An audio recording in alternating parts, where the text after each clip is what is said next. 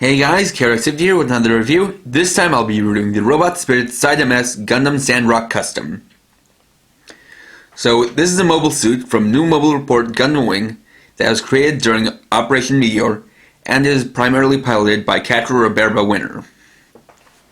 So before getting to the review proper, I just want to do a little prefacing in saying that while usually the only mech I review are ones that are deluxe mecha, usually associated with tokusatsu shows, I am actually a fan of mech in general, just because I'm often fond of what kind of creative designs can be made with them. And though I don't often watch mech anime, I still am fond of the mech designs, and so I can very much appreciate well-articulated mech figures, including model kits. So, for those not too familiar with it, the Robot Spirits, or Robot Damacy, is a line from Damacy Nations, the same people that make SH Figuarts, and from what I can tell was their first line, and of course is one of their flagship lines, with mechs from a wide variety of series, some well known, some a little bit older. And this is not technically my first Robot Spirits review. The first one was the Nirvash Type 0 Spec 2. That was one of my earlier reviews with my first camera. So I just want to say that because in the future I do hope to get more Robot Spirits figures and possibly more SH Figuarts figures for review, and just want to make note that this and another one that I'll be reviewing I'll be looking at for my next review were gifts and not figures I bought myself. So, getting to the figure itself, being a Damacy Nations figure, it includes several things. It includes the figure, two pairs of its signature weapon, the heat shotels, a beam submachine gun, its shield, a stage clip, and 3 pairs of hands. So, taking a look at the figure itself, starting from the top, it does follow the typical design of a Gundam head, with at least one yellow V crest, a white helmet-like head, and a red chin to it. But it does put some spins on in that it has a double V crest, has a second crest that resembles a Trojan warrior's helmet, or at least the feathers to a Trojan warrior's helmet. Of course, has the typical green eyes for a Gundam, a couple of golden bolts on the side of the head, and 2 green spots, one on the front of the crest and one on the back. If you get into the body, it's primarily white with different armor parts to it. For the chest, we have a black armor piece with yellow vents to it, a green jewel in the front, a couple of gunmetal bolts, and a red venting part. The shoulder pieces are designed similar to Trojan warrior shoulder pieces, or at least have a similar feathered look to the head crest, as well as some gray armor panels and claw-like attachments on the front. On the back we have a simple black booster pack with a couple of gray jet boosters sticking out in opposite directions, or opposite diagonal directions. The arms are fairly simple, with white bicep parts, gunmetal forearms, a lighter steel shoulder color, and simple gray hands. The armor skirts have a lot of nice detail to them, with some black, red, gray, and yellow, with red vent parts on all sides, and nice details that make them look somewhat layered. The legs are also quite simple, with the outer parts being in white, the joints in grey, and some lighter grey pieces on the knees. It has some simple white ankle covers, and white and black feet, with of course details on the soles of the feet. And even some boosters on the back of the legs. Articulation wise, because these are mecha, these are not limited to the articulation and joints of the human body as figures like SH figure arts are. So they have somewhat different articulation that is more fitting for mechs. So you've got a ball joint head that is somewhat blocked by the armor for the shoulders, but can be moved around if you angle the chin just right. The arms rotate 360 degrees, going in and out, as well as have an interesting joint where you can actually bend the shoulders forward like so.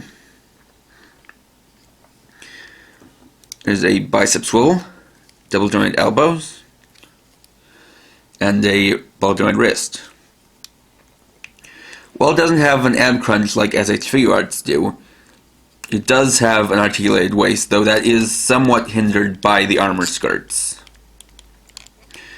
Though being a mech, it doesn't need to have very much waist articulation.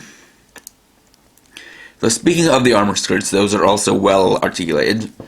The front skirts and side skirts are both all on ball joints, so they can move out of the way for the sake of the legs.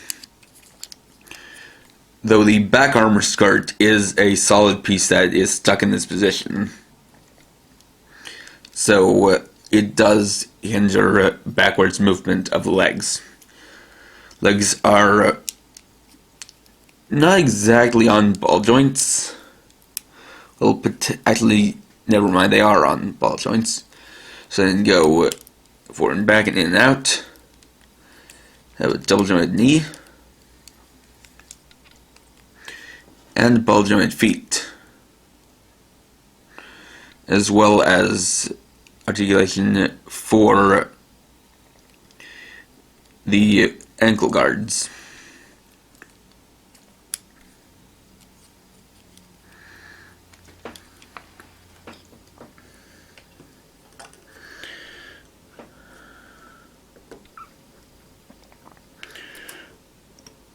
Just adjusting him.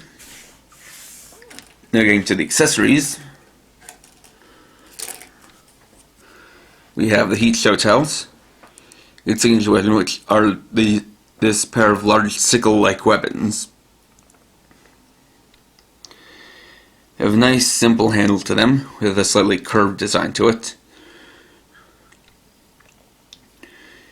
The blade has a wide crescent shape to it, as well as a tip that goes out like so,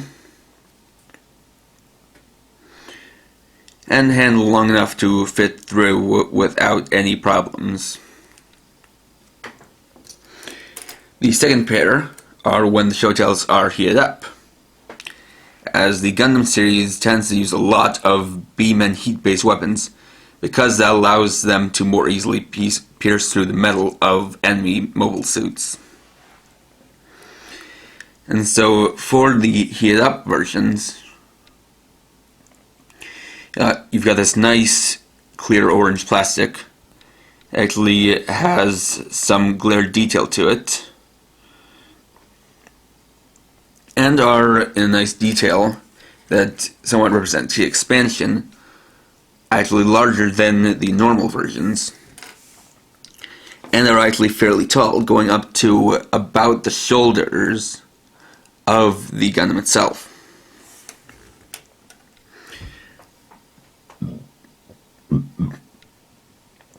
You then have the beam submachine gun, which does have resemblance to a real submachine gun, with a lot of nice gunmetal gray paint and a lighter steel gray paint. A little bit of green in the front, and the nice detail is that the stock can be rotated back like so for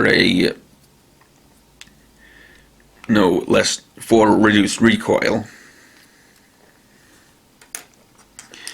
You have its signature shield, which has a beast-like design with a pair of eyes and some fangs at the front.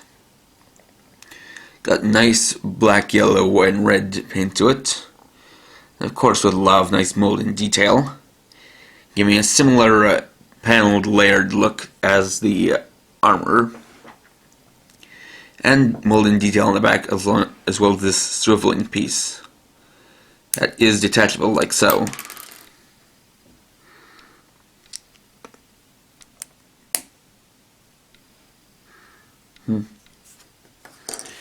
Then you have the 3 pairs of hands, a pair of splayed open hands,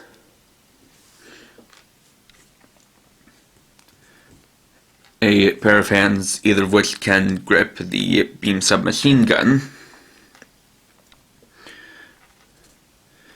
and a pair of hands for holding the heat show dettles.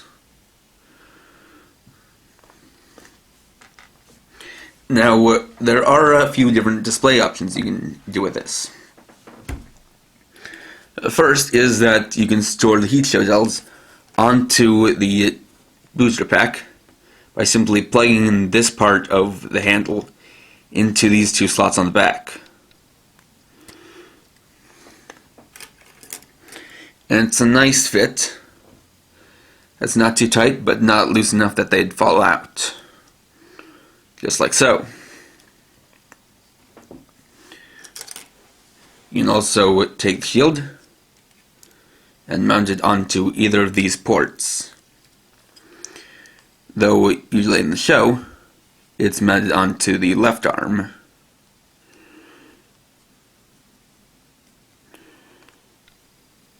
Just like so. At times it's a little tricky.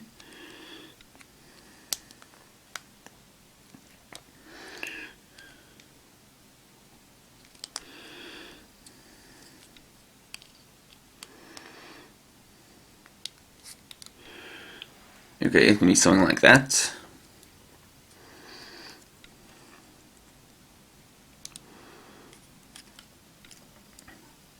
Or like that.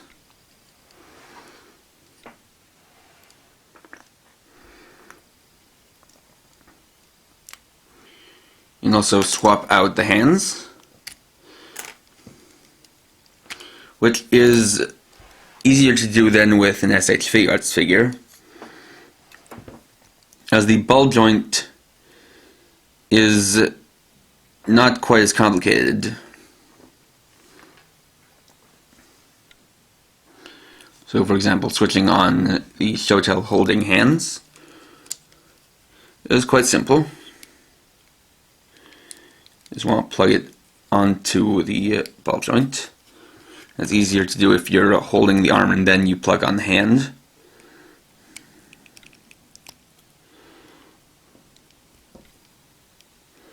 Just like so.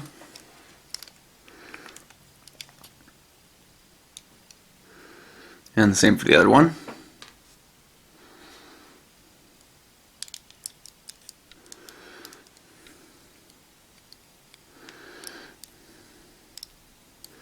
Just like so.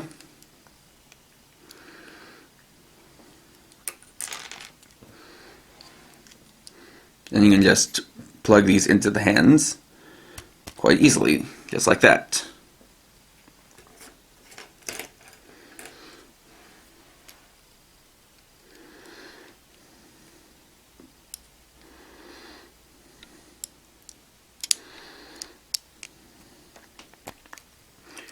And so, as you can see, the heat showtails do look quite impressive when being held by Gundam Sandrock. or Sandrock Custom.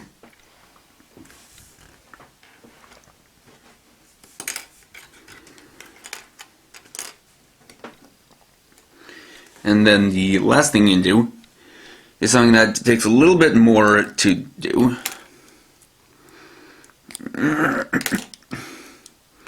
But isn't too difficult. So what you do is that you detach the backpack you attach the booster pack from the back. Then there are two pieces you remove. One is here, and the thing about this piece here is that this is one of the ways that you can plug in the stand clip. You can also clip it into the back with this clip.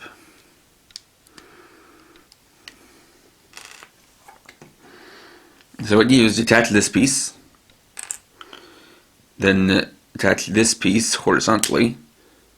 And you want to be careful because these are slightly pointy, so you don't want to cut yourself. So what you want to do for attaching this is definitely to push it rather than trying to pull it.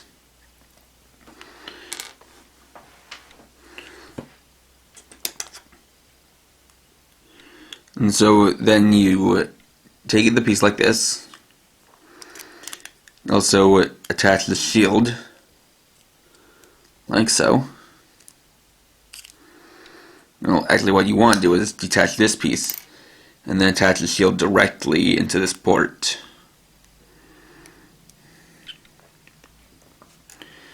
Then once again attach the heat show tells into their slots.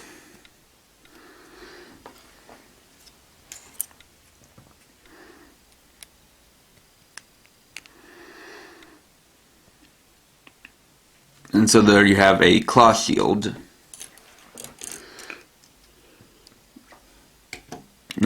And so if you want, you could just look for the right hand. You could take this hand, plug in the beam submachine gun, which is a bit tight. It is considerably tighter than, well, a tighter fit than the heat show tell hands.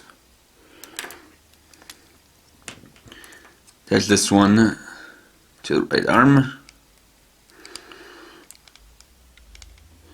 like so, and then take the claw shield and attach it to the other arm. And yeah, one of the problems I find is that the shield has a bad tendency of just very easily coming off of this piece.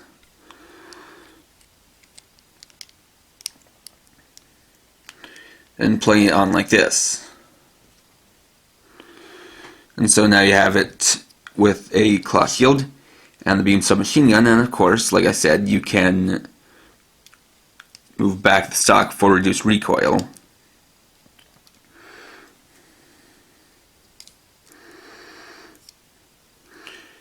And the pieces are actually hinged so that you can move the pincers in and out, which is a nice touch.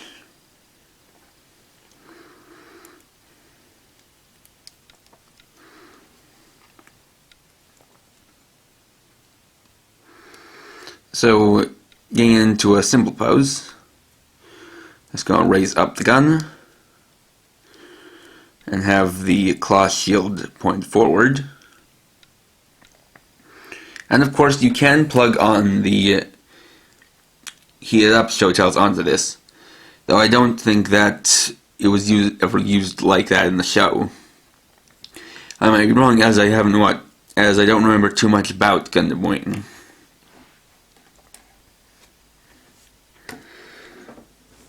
So, oh no, is that within the continuity, or at least within Gundam Animation, there are two versions of the Gundam Sandrock Custom. This is the version used in the television series, which is simply a slight modification to the Gundam Sandrock to make it better capable of space combat. And the second is a heavy redesign that was used in the movie/OVA Gundam Wing Endless Waltz. Now, while you can get the Endless Waltz version of the Sandrock Custom as a model kit, it is not yet been released or even planned as release for the Robot Spirits. Though there are quite a few other Gundam Wing releases. And additionally, as far as turning this into the original Gundam Sandrock, the basic one, next month they are going to release they're going to release Robot Spirits Gundam Heavy Arms, one of the other five Gundams, another of the 5 Gundams from Operation Meteor. And in July, as a Tomodachi Web exclusive, earlier released a Sandrock and Heavy Arms part set, which allows you to modify the two into the original versions. But the thing is that from looking at the set, it actually comes with very few parts. Really, one of the only noticeable differences and notable changes is that it gives you a single-barreled Gatling gun for Gundam Heavy Arms, whereas the Heavy Arm Custom comes with a double Gatling gun.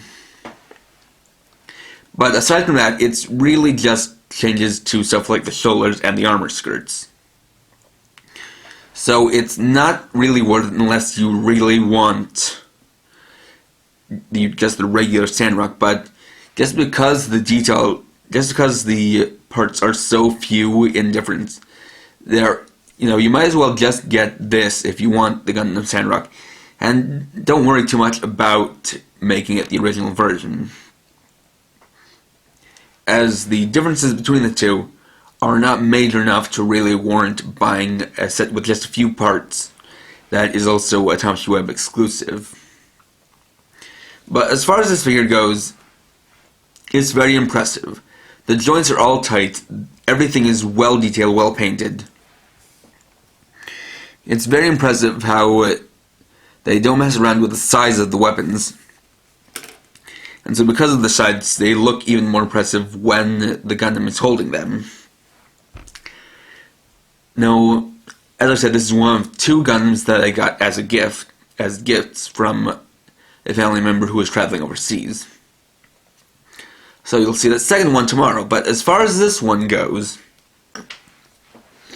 I'd say this is a lot better than buying a model kit of the Gundam Sandrock or Sandrock Custom, as the great thing about this is that there aren't all that many parts to swap, and the figure comes completed. You don't have to build it or apply any stickers or paint it.